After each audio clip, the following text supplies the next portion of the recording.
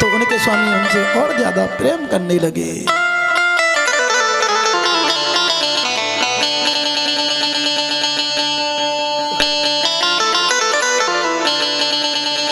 शिव नाम से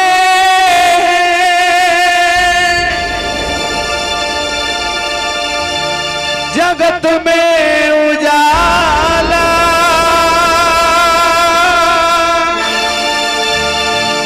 हरि भक्तों के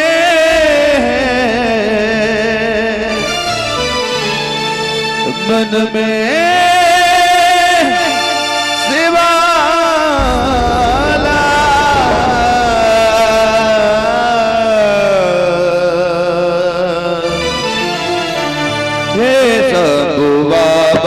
मेरे बोलना में तू ही तू, मन में बेली पत्री जीवन को अर्पण कर तू। हे शंभू बाबा मेरे बोलना में तू ही तू।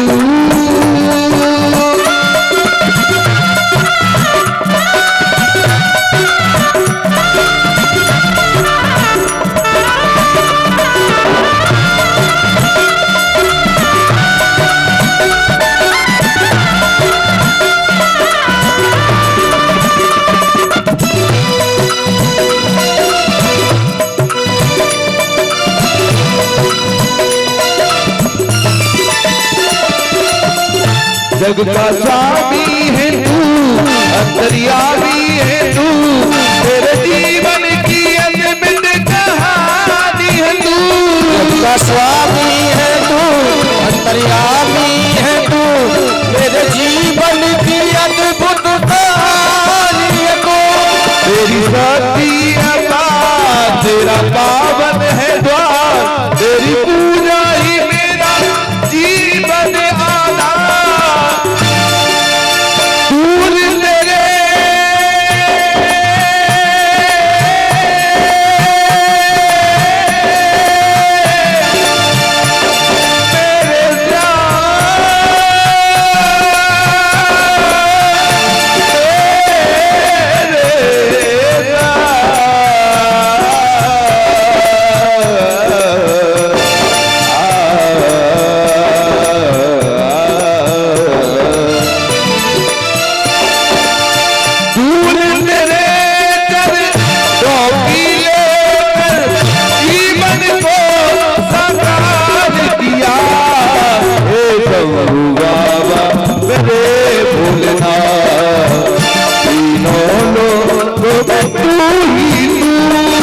जोगिया नगर में जोगी आया,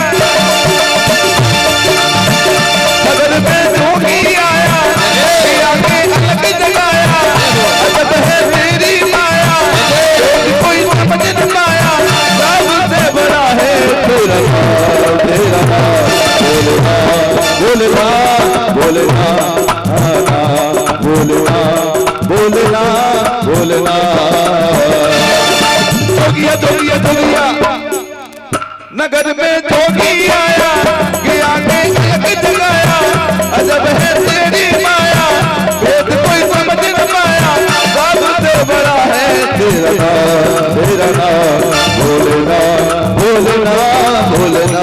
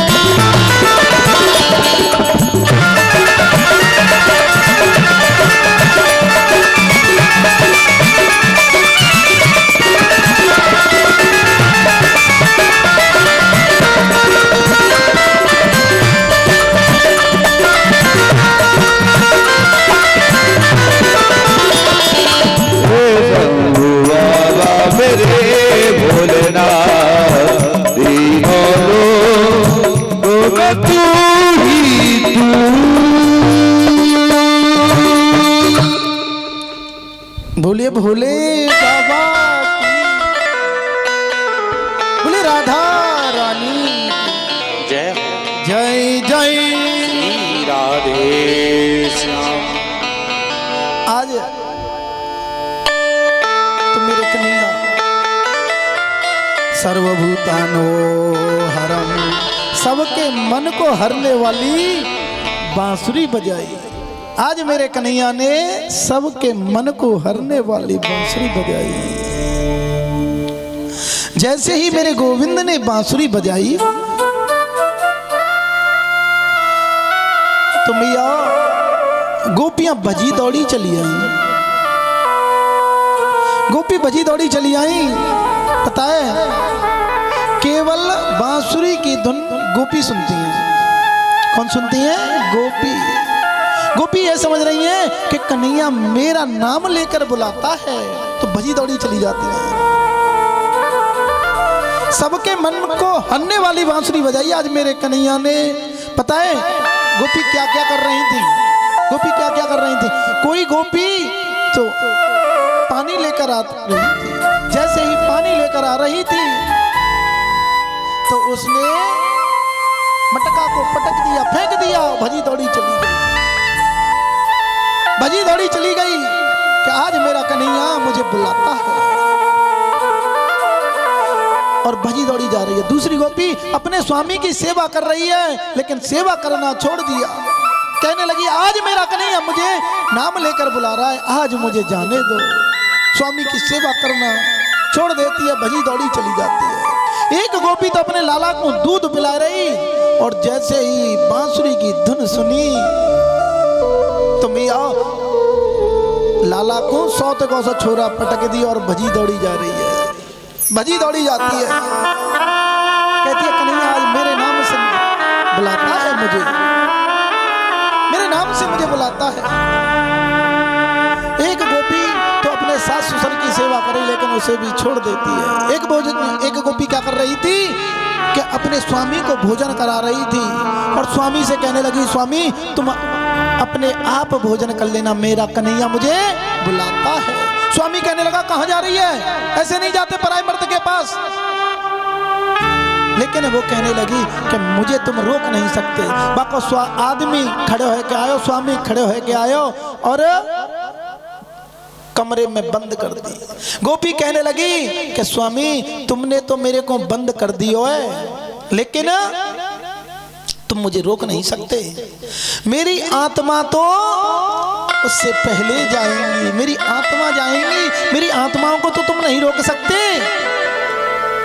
और तुम मेरे शरीर से, इस चमड़ी से प्रेम करते हो ना, इस चमड़ी से करते हो, तो तुम ऐसा करो कि मेरे शरीर पर घी ले और घी लपेट दो, बा के ऊपर से डाल दो बूरो, और मेरे शरीर को चाट लो। मेरे शरीर को चाट लो, लेकिन फिर भी रोक नहीं सकते, फिर भी रोक नहीं सकते। मेरी आत्मा तो पहले जाएंगी, मेरी आत्मा पहले जाएंगी, तुम रोक नहीं पाओगे। आज मेरे कन्हैया ने ऐसी बांसुरी बजाई कि सब के मन को हरने वाली, और गोपी ऐसे भजी दौड़ी जा रही है चुम्बक की तरह। ऐसी बाजी रे बसुरी, ऐसी बाजी रे बसुरी तन मन में बसी।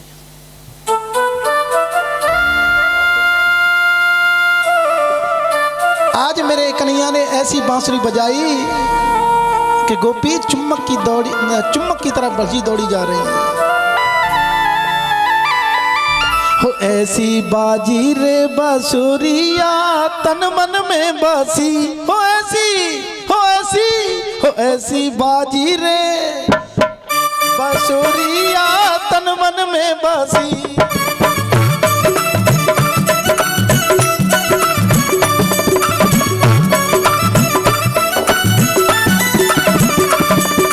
बाजी रे बांसुरिया तन मन में बसी, ऐसी बाजी रे मुरलिया तन मन में बसी, वो तन मन में बसी, ओ प्यार तन मन में बसी, वो तन मन में बसी, अरे हाँ तन मन में बसी।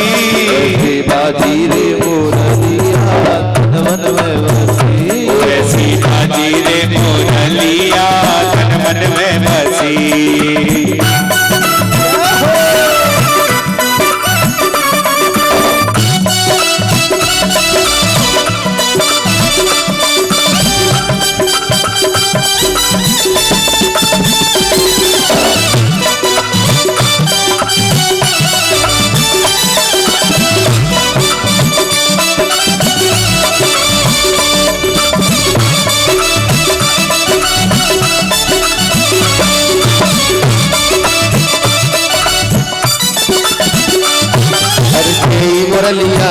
जमुना प्रवासी दौड़ी सखी चली आवे मुरलिया जमुना प्रवासी दौड़ी सखी चली आवे मुरलिया जमुना प्रवासी दौड़ी चली सखी आवे मुरलिया जमुना प्रवासी दौड़ी सखी चली आवे बाजी रे मुरलिया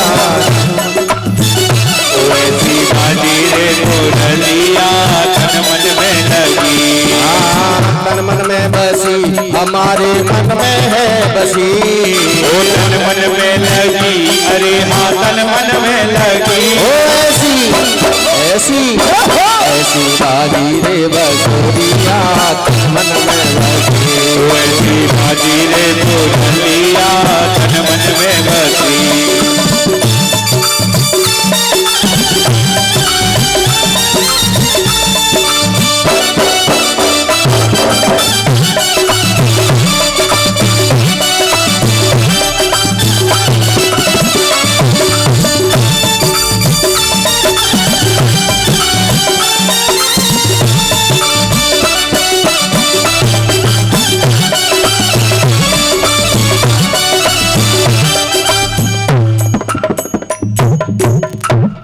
बोलिए गोविंद भगवान की जय जय जय। श्री राधे श्याम। एक बार ये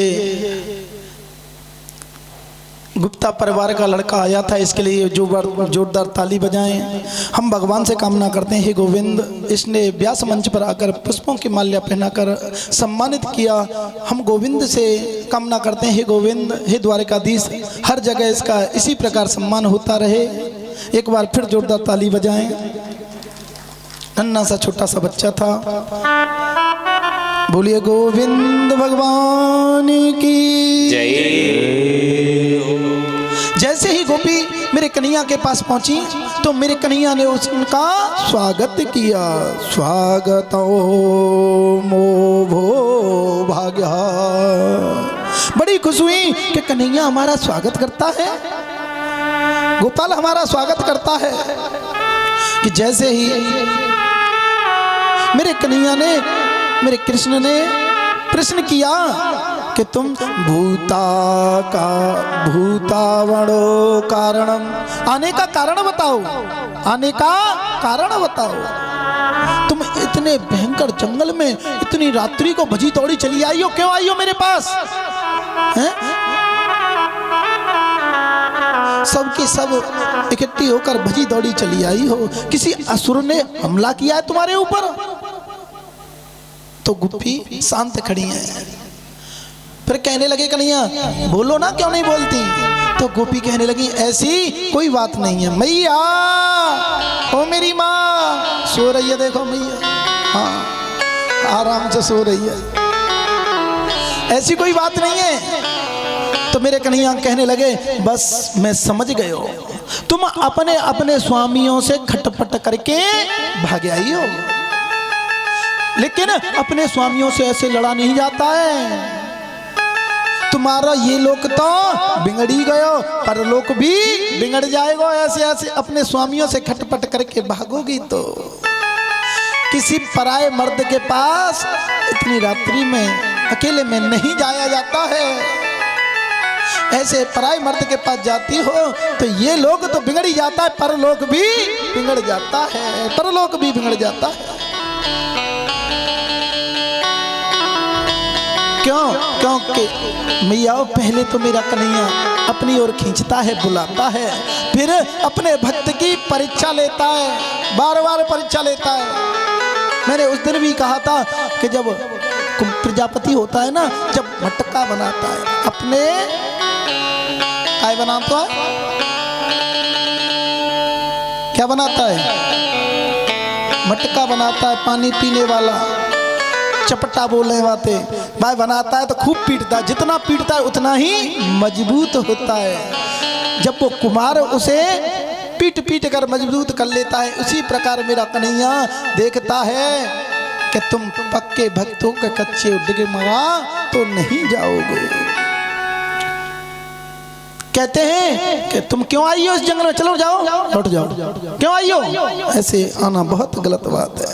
गोपी कहने लगी कि वो हमारे स्वामी है ना, घर बैठे गाए, वो तो माटी के मथौना है, वैसे नाम के पति हैं, असली पति तो हमारे आप हो, असली पति तो आप हो, वो घर पे है ना, वो तो नकली पति हैं, वो नकली पति हैं। मैया जैसे ही कहा कि वो नकली पति, अरे हाँ, अरे कि ऐसा कुछ नहीं है, वो ही तुम्हारे असली पति हैं। मैया गोपियों ने एक दृष्टांत के द्वारा समझाया, उन्हें पता है, एक दृष्टांत के द्वारा समझाया कि एक प्रतिव्रता स्त्री थी, अपने स्वामी की सेवा करती थी, अपने स्वामी की सेवा करती है और इतनी सेवा करती है उसके बगैर ना तो भोजन करती है और ना जब तक स्वामी आ जाए उनके दर्शन कर ले जब तक उसका मन लगता है।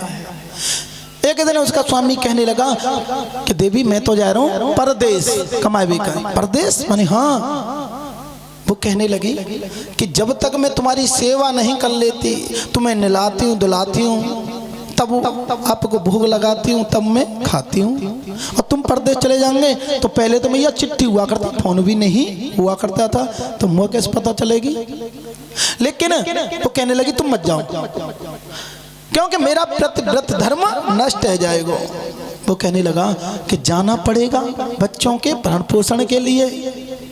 तो वो कहने लगा कि मैं तुम्हारे लिए एक अपनी फोटो दे जाऊंगा, तुम उसी की सेवा करना, उसी को नहलाना धुलाना और उसी को भोग लगाना, फिर तुम खा लेना। वो चलेगा परदेश। अब तो मैया वो भाई की सेवा में लगी रहती है, फोटो की सेवा में लगी रहती है, गीले वस्त्र से पोंछती है, चरण दबाती है और फिर खिलाती है, जब खाती है उसी के सामने मनन करती रहती है। बहुत समय हो जाता है, जब बहुत समय हो जाता है तब उसका स्वामी लौट कर आता है और दरवाजे पर खटखटाता है, दरवाजे को खटखटाता है और वो सेवा में लग रही है स्वामी की। जब तक पूरी सेवा नहीं हो पाई तब तक दरवाजा बजने लगा, दरवाजा बजने लगा। अब वो सोचने लगी कि मैंने सेवा करना छोड़ दिया तो प्रतिव्रत धर्म नष्ट हो जाएगा। लेकिन पता नहीं दरवाजे पे कौन है। तो मैया ये बताओ उसे जाना चाहिए कि नहीं? क्यों मैया पीछे वाली हो, उसे जाना चाहिए कि नहीं है? मैया जाना चाहिए कि नहीं? नहीं जाना चाहिए। अपने स्वामी की सेवा कर रही है, प्रतिव्रत धर्म कर रही है ना, नहीं जाना चाहिए ना। मैया जाना चाहिए। क्यों? मैंने क्या कहा? उसका स्वामी असली गेट पर खड़ा है ना। मैया ये सही जवाब दे रही हैं कि जाना चाहिए। जब असली स्वामी आ गया तो उस नकली स्वामी की सेवा करना बंद कर दो, उस नकली स्वामी की सेवा करना बंद कर दो। जब असली स्वामी आ गया, दरवाजे पे खड़ा है, तो उसके पास तुरंत पहुंच जाओ। गोपी इसी बात को कह रही हैं कि जब हमारे तुम असली पति हो तो हमारे नकली पतियों को तो हम भूल गए। आप हमारे असली पति हो, वो तो घर पे बैठे हैं ना, वो तो नाम के पति है। इसीलिए हमने जन्म लिया है कि आप कब हमारे महाराज करोगे, कब हमें बुलाओगे। भैया जैसे ही मेरे कन्हैया ने उनको देखा, उन्हें भी समझाते हैं कि प्रतिव्रत धर्म में बहुत शक्ति होती है, इतनी शक्ति होती है प्रतिव्रत धर्म में भैया, बहुत ज़्यादा। मैंने उस दिन भी कथा सुनाई थी प्रतिव्रत धर्म की, और फिर मैं आपको एक और कथा सुनाई देता हूँ। सभी को ये बताओ, जब सुनाऊंगा ये बताओ, अपने अपने स्वामियों की सेवा करने कौन लगा, चरण छूने कौन लगा? पहले तो ये बताओ, कोई छूता है? पूरे पंडाल में कोई नहीं छूता, तो ना सुना रहा हूं। मेरा सुनाना तुम्हारा सुनना सब बेकार। जब बात ही नहीं मानते तो क्यों सुनाए? बोलिए गोविंद भगवान की जय। अब तो मेरे गोविंद उनके साथ रास करने लगे। जितने ही मेरे कन्हैया उतनी ही गोपी हैं, उतनी ही गोपी हो जाती हैं। जैसे ही इतनी कन्हैया इतनी गोपी हुई, गोपियों को अभिमान हो गया, राधा रानी को मान हो गया, अंतर ध्यान हो गए राधा रानी को लेकर। फिर राधा रानी को भी मान हो जाता, राधा रानी को भी छोड़ जाते हैं और गोपियाँ भटकती रहती हैं, कभी गौशाला में जाती हैं, कभी जमुना किनारे जाती हैं, कभी इधर जाती हैं, कभी उधर जाती हैं, लेकिन मेरी कन्हैया दिखाई नहीं देती। क्यों? क्योंकि उनको अभिमान हो गया था, राधा रानी को मान हो गया था। बोलिए गोविंद भगवान की जय। कहने लगी ऐसे वर को क्यों भरे जो जन्मे और मर जाए, ऐसे वर को क्यों भरे जो जन्मे और मर जाए। वर भरियो गोपाल जो जैसे जुड़लो अमर है जाए, जैसे जुड़लो अमर है जाए। ईश्वर अंश जीव अविनाशी, ईश्वर अंश जीव अविनाशी, चेतन अमर तेज सुखरा, चेतन अमर तेज सुखरासी।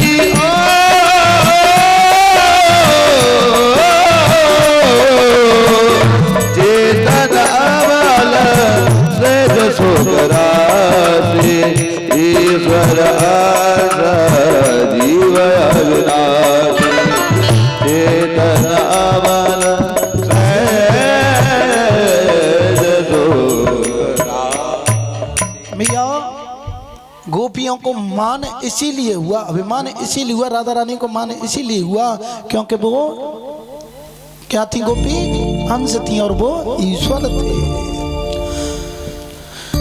आज शरद पूर्णिमा की रात, बड़ी ही सुहानी रात मेरे कन्हैया ने चुनी, बड़ी सुहानी रात है। क्यों चुनी? मन का देवता होता है चंद्रमा, मन सो जाता। चंद्रमा का दर्शन करके मन बहुत चंचल होता है, मन से जन्म लिप्त लेता है, कामोदीप्ति होती है। चंद्रमा का दर्शन करके तो मन चंचल हो जाता है। आज मेरे कन्हैया ने कहा कोई बहाना नहीं चलेगा, कोई नाटक नहीं चलेगा। तुम ये मत कहना बाद में कि मैं बीमार था, इसलिए मैंने आज की रात चुनी कि इस दिन तुम पूर्ण रूप से चमकते हो, पूर्ण रूप से आते हो। सरदो फुला मलिका, सदियों से वातावरण महक रहा था। इसी सुंदर चांदनी का दर्शन करके हम आज मेरे कन्हैया का रमण विहार करने का मन बना। आज मेरे भगवान का मन बना रमण विहार करने का। सुखदेव जी पहले ही सावधान कर देते हैं, सावधान कर देते हैं कि कोई साधारण मनुष्य की लीला नहीं है, ये भगवान ईश्वर की लीला है, ये मेरे कन्हैया की लीला है। जो भैया सामर्थ्य लोग होते हैं ना, सामर्थ्य,